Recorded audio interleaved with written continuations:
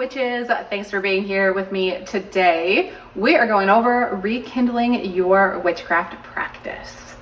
If you have been feeling a little disconnected or a little burnt out, which I know a lot of you have, I've gotten that feedback over the summer of you feeling similarly, after I did my big declutter and kind of wanted to change things up. I know a lot of you were having similar feelings in that area, so I hope that it's been getting a little better, but if you're still in that boat, maybe this video will help you.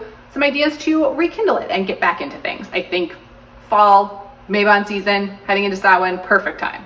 Before we get into the idea of finding a witch name or doing a rededication ceremony or ritual, let's talk a little bit about some mindset shifts.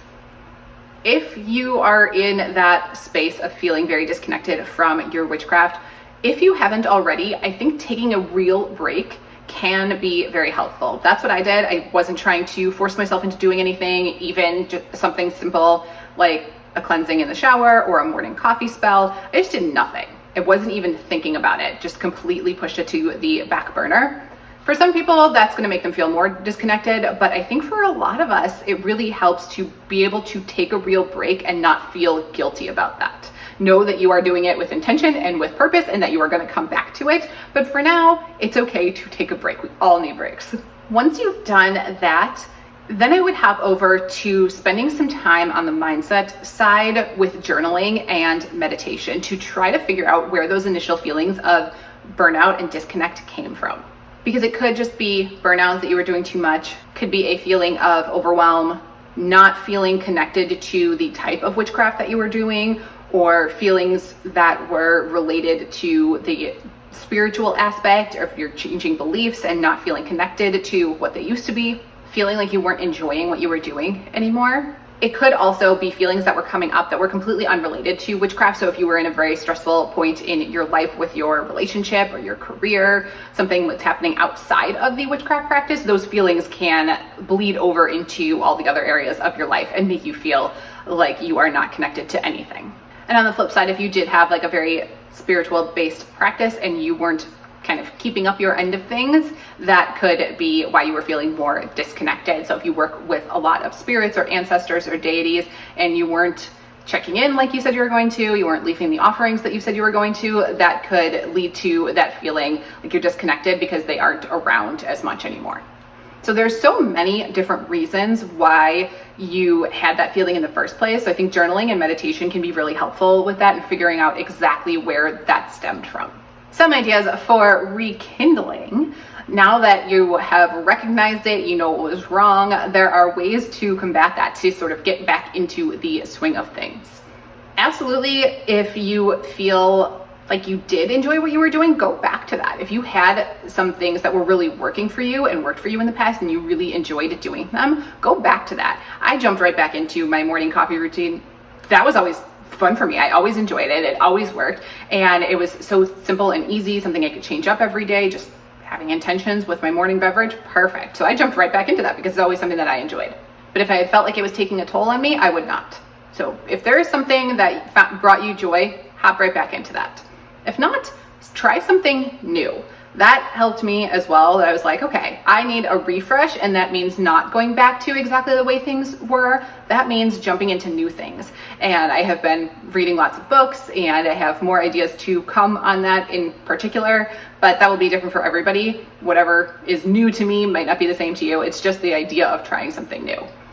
Along with that, setting up a new space. It's kind of like going to a coffee shop when you're working. You kind of get sick of your space at home and you're not being very productive anymore. So it's just the change in environment. You go to a coffee shop and all of a sudden you can get more writing and work done. Your witchcraft can respond much the same way if you set up this change in environment. So clearing off your altar, your desk space, setting up a new working environment, cleaning your home in general, getting the old energy out and bringing new energy in, and just completely refreshing what's going on can make a huge impact in your overall mood and how much you're actually practicing your witchcraft. And the last tip, if that seems too overwhelming, narrow it down instead.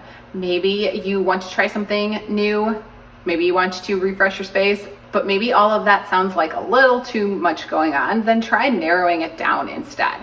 If you have been very eclectic and picking all different kinds of paths and doing all sorts of different types of spells, try narrowing it down instead to give yourself more focus, where you pick just a single path instead, or focus on just a single type of spell. So instead of making charm bags or having cleansing baths, maybe you just do candle spells for 2 weeks, nothing but candle spells. That might help focus and give your brain something to zero in on so you are not so overwhelmed. I love an eclectic path. I don't like being told what to do, and I don't want to follow a single path or tradition, but sometimes just for a short while, it can be nice to focus on something specific and be able to feel like I'm really like learning and mastering something in one particular area. Hopefully that sparks some ideas. If you have an idea of which one of those would work and what you would like to do, something that might help you then along your path is to do some sort of self-dedication ceremony or ritual. These are common in covens, but that doesn't mean you have to be in a coven to do one. Usually in covens, especially in Wiccan-based covens, they have the idea of a year and a day where you are learning and practicing and dedicating yourself to your practice and also to the coven for a year and a day, because it's giving you an ample amount of time to really learn and see how you fit there before you officially join and dedicate yourself. It's like this trial period to make sure that it's working for everyone involved. You can do the same thing in your own practice, and it doesn't have to be a year and a day, especially if you've been practicing for a while and you know you like witchcraft. You are just at this point ready to rededicate yourself to your own practice and what you would like to be doing. You could do this at any time then. Some witches will do this every time they have a new area that they want to focus on. Some will do it every year at Samhain or Yule to dedicate themselves to the year coming up. It is really up to you.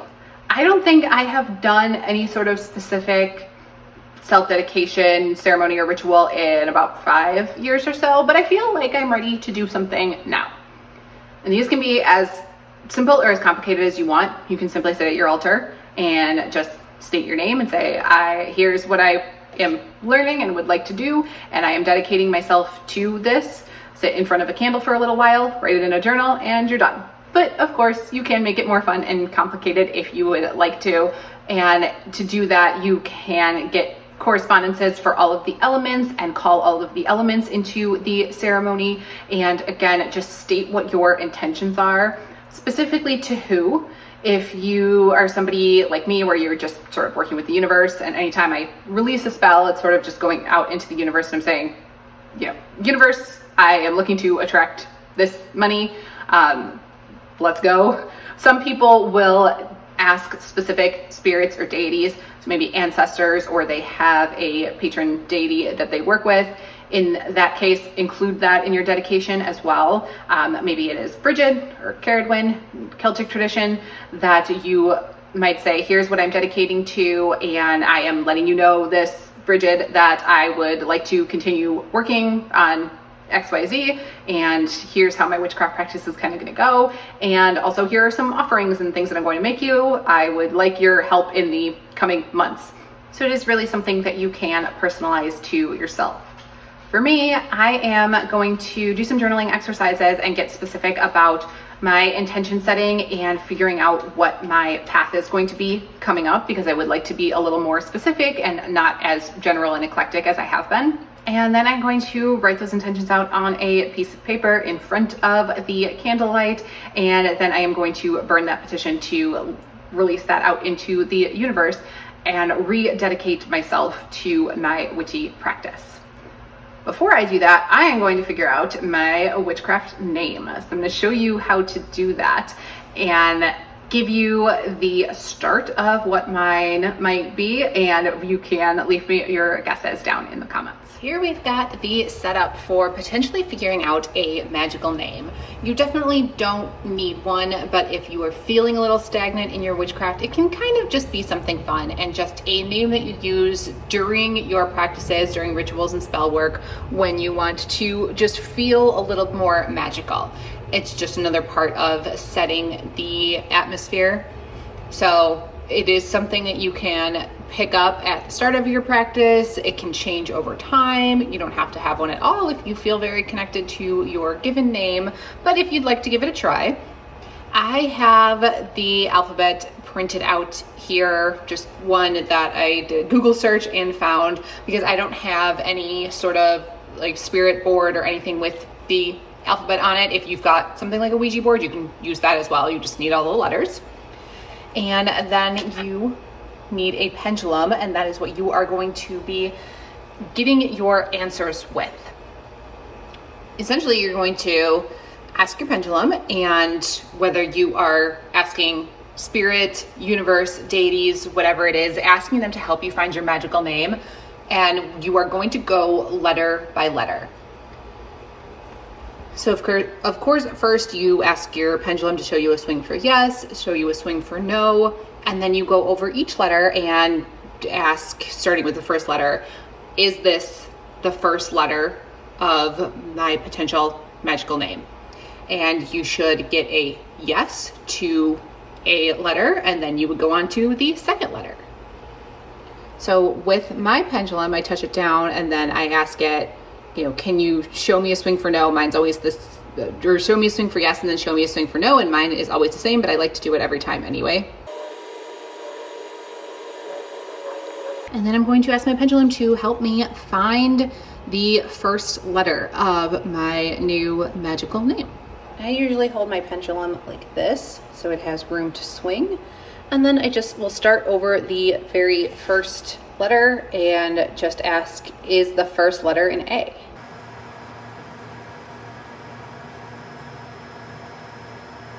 And that's easy. I'm getting a pretty distinct yes on the first letter being C.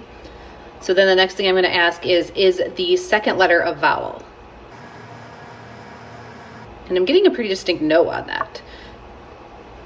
So it is a consonant, and then it's really up to you. Is your name going to make sense? Then there's only a couple of letters that could come after it. If it's just not going to be in standard English, then you could go through all of the letters again.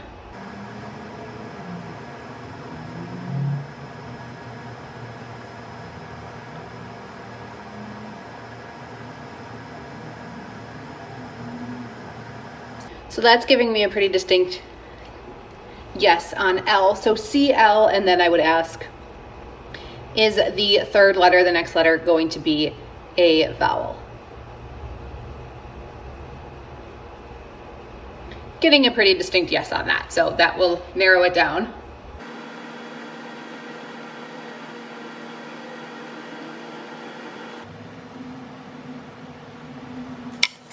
So it's looking like the first three letters are CLO. Let me know your guesses. So let's see, those are the beginning letters. Let me know what your guesses are, and I will keep going with my divination and figure it out. That's not the only way that you can do it. Sometimes your name will just come to you.